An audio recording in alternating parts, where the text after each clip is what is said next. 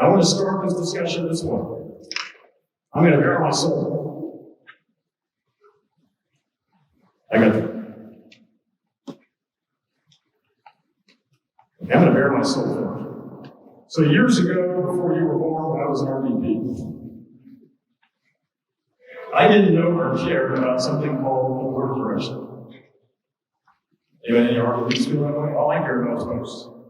We've come a long way since then. We've come a long way since then. I think. All right, so let me take you through this. So what you have on your table, and this is just a summary, is something called National Governance Summary. We started this in 2017. Here's the important piece of paper, and this is, again, I'll go through this real quick. Got this piece of paper. It says National Governance Summary. Hang on a minute. That is a great summary of everything that is a part of our governance. It tells you, and what I'm showing on this slide are the areas that are covered. The important column is the one that says critical responsibility. We crafted those to make sure they spell out outcomes. What are we trying to achieve? Okay, so that's all I'm going to say about that. Keep that paper, look at it. This summary is reviewed every August by the XC. And it leads to actions that need to be taken to make sure we're moving. All right, next slide. Again, I did a little summary here for the second piece of paper that's in your folder. Some of the old board members don't have this, you don't need it anymore until you come back. Second piece of paper that says National Governance Cycle. I just wanted to show you in that form how robust our governance is. I mean, we've got it down to the ground. Next slide. So what does the BMD do? Board of Direction. Look at the bubble on the lower left. Some people ask me, why is it called the Board of Directors? Hal leads a Board of Directors. Our foundation is a Board of Directors. There are no members of the foundation. There are no staff of the foundation. The directors are, and that is a Board of Directors. This is a Board of Direction because you represent all of the different leadership elements in the society. So the main mission of this body, from each of your perspectives, is for us to collaborate, pull your perspectives together and decide where is the society going. Meaning our strategic plan. So we put the papers in a copy of the strategic plan, which is the other form document, because it drives everything we do. Fair enough? So what does the board do? You can read that on your own. All of these slides will be in the document statement right now. So you can look at them there. I didn't want to burn a whole bunch of trees, that's why I didn't give you large copies of the slides. The big thing is you govern the society. The staff manages the society. And what that means. That's an important distinction. Next, what does the XC do? So we have new members of the XC for this year. The president, as she's come on board, vetted with the leadership team. Look at who's going to be on board this year, and came up with who should be on the XC, and where we go. So next year, that'll be Al Bottom, Brian Duffy, Arpan Patel, Reese Dotts, Cindy Miller, Dan Otto, Carol Kirkwood, and Sally Clark. Our bylaws, the executive committee. Thanks, man. Thanks, man. Our bylaws say the executive committee consists of the national leadership team, the 3 non-voting members of this board, that's me, the treasurer, and the council, Greg Prado, okay? And then 8 members at large. So that's an 8 system. All right? The big thing that the XC does, and the first bullet is what the bylaws say. This body decides what they do. But I want to highlight something that Mark did this year that's very important in terms of the progress of the governance of the society. So the XC used to meet, what, Mark, maybe 3 times a year-ish? So one of the things Mark challenges to do this year is to really elevate the role of the XC. Not take things away from the board, not at all, but get the XC more engaged. The other thing that you won't find this in your paper, but just to highlight, the XC now meets once a month, and more often if necessary. And what we experienced this past year was tremendous. When you get to the board this afternoon and see the work that the XC, the sausage making and the vetting and the tough work to make sure that what gets brought to this board has been thoroughly thought through and is worthy of being brought to this board. That's what we've accomplished this year. So I want to thank Mark, because as we've been on this journey of really improving our governance in society, we now have a new tool in our kit bag, which is really leaning on the executive committee to make sure that whatever comes to this board is ready. That's huge, folks. And they're paying the price. They got a busy schedule. I'm holding up here the schedule. Did you stick it in the brief cap by chance? Okay, no, anyway, so you get the point. XC, make sure things are prepared. The XC also oversees the business operations. I run the business. Every December, I brief the XC to get approval of, and I'll show you in a minute, my budget. In addition to that, get approval of the national office priorities for next year. So let me show you that. So what do? I already said you should be holding me accountable to run this place properly and to serve the leadership. I think we do that all pretty well. I've got the best team of any nonprofit in the world. That slide is in your packet. Just take a look at that. It kind of outlines the lines between governance and management. I wanted to show you who is currently on the national office team. We serve down, not up. We flipped that paradigm 8 years ago when I took over. Those are standing priorities in the national office.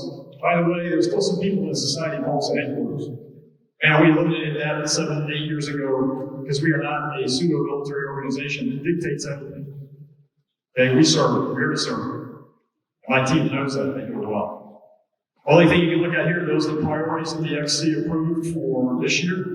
We're meeting those. But take a look at that bottom line when you get a chance so you understand how the National Office Performance Management System works. Every member of my staff can tell you how what they do on a day-to-day basis cascades all the way up to the strategic plan. And we have a true bona fide pay-for-performance system. And I'll tell you what, we've got the best people and they produce. I couldn't be prouder. I wanted to show you this so you understand a couple of things. I kind of mixed two things at once here. If you want to know who's on the foundation board, look at that slide. But I also want to point out how we interface with the foundation and with the board and with the society from a staff perspective. 7 years ago, anybody remember Nicole Matthews? Great lady that we had. She was the single person on our staff. If any COI needed anything, they called her. I want you to take a look at where we are today. Okay? I mean, we have aligned functions with functions. We've hired COI managers to make sure that we are serving our volunteers the way they need to serve. So that's how far we've come. All right, so you take a look at that. Okay, let me just take a few minutes. This is the dreaming piece. So how many of you have heard or read, if you read TME, how many have heard or read about operationalizing COIs? You have no clue what that means. That's okay. Yeah. So let's dream a little bit. So if you take a look at our society, by the way, some people might be wondering, why isn't Joe wearing the same color shirt that the staff is? This is probably the only golf shirt that I own. And if anybody's played golf with me, you know why I don't own a golf shirt. You don't want to play because you're dragging me around the course. Okay? But I'm wearing this shirt to honor the local hosts who are hosting a golf tournament today, and we can't be there. This is a society of hosts. What we are doing here is making sure that they can produce, that they can deliver, that they can survive and thrive, and do the things that they need to do. So we're a society of hosts. So here's the question. So 30 years from now, 40 years from now, maybe even 10 years from now, after what we've just experienced in the pandemic, great discussion with Dave Grow, poor engineers getting thrown out of their headquarters building, save money. Partially. A lot of companies are talking about, oh, do we work virtually? Do we get rid of our building? Do we get rid of our leases? Look, folks, people are realizing there are other ways to do things. We can do this meeting virtually, we proved it. Or we drag you all here to do it. Is that what we really want in the future? I'm just going to throw some questions, and these are things we have to wrestle with in the coming years. I'm talking not 5 years from now, we have to start thinking about it. But let's talk about communities of interest. And let me just try to very, simply explain this. I'm going to use the FAM of leasing. Lease group, there you go. So I'm going to use the FAM COI. We have a FAM forum this week. A lot going on this week, you know that. I'm going to use the FAM COI as a poster child to talk about what we mean. Operationalizing COIs is fundamentally a recruiting drive. It's a new way of getting members. It's a new way of getting technical members who are billable, who can't leave their cubicle unless they go to a round bag lunch because they're billable. We've all been there, we know that, right? They're not overhead. COIs serve two functions. That's the yellow piece. Historically, traditionally, they are a forum for collaboration among people who have the same interest. In the case of facility asset management, anybody who's interested in facility asset management, guess what? They might participate. The question is, what did the society get out of that? How at the national level did we leverage that to support industry-government engagement? How? Historically, there was no connection. And that's an overstatement, I know. There were some connections, but they were hit or miss. Fair enough? So the question is then, wait, what other function can they serve? The other function they can serve, I'm going to tell you this story. I'm going to use IFMA, International Facility Management Association, big outfit. Don Gilpin is the CEO. I know.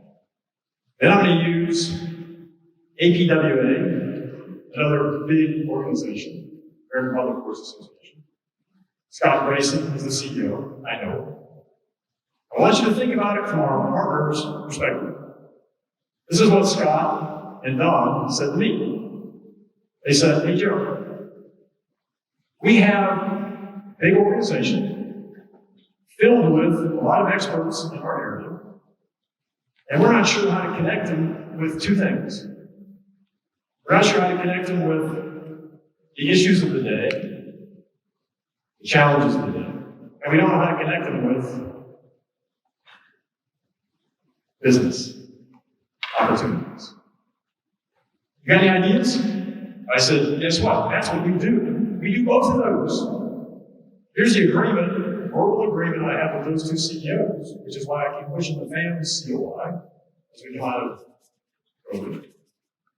Those two CEOs said, hey, Joe, we'll gladly sit on the steering committee of your COI and bring all of our members in to your organization in the COI. If you can figure out a way, some mechanism to connect us with business and challenges that we can bring these people into, and education that we can bring in. You get the picture? That's recruiting, folks. I hate to tell the former XC members that we might have to go back and find another dues category, sorry, for those people that they pay some. But to get my point, our membership has been stagnant for decades. Hosts are struggling. This is about member engagement, folks. This is about dreaming about possibilities about how this society looks 10, maybe even fewer years from now. Maybe a Gen Z doesn't happen. I think we still need to get together. But in the meantime, how are we taking advantage of opportunities like two CEOs telling me they will come sit on a steering committee and bring their members into our organization? So the way I like to say it is the COIs become a portal to the expertise.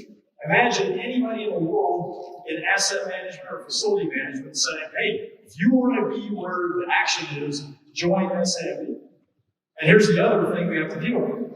I would tell you, who cares if any of those members of IFTA or APWA ever come to a GenC, ever go to a post meeting, or ever go to SPC? Because most of them are technical people who find billable and aren't allowed to leave their seats. But imagine a technical person sitting in a seat. And by the way, I'll talk this afternoon about the SAE app you're going to have. Update your profile on your phone. You're going to have that this year. So imagine the guy sitting there, gal sitting there, and they get a message saying, hey, we got a problem over here, can you handle it? Right? So that's what operationalizing the COIs means.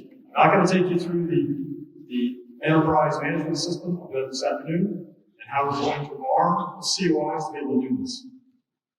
All right. I'm going to stop there because let me flip through this. There's my summary.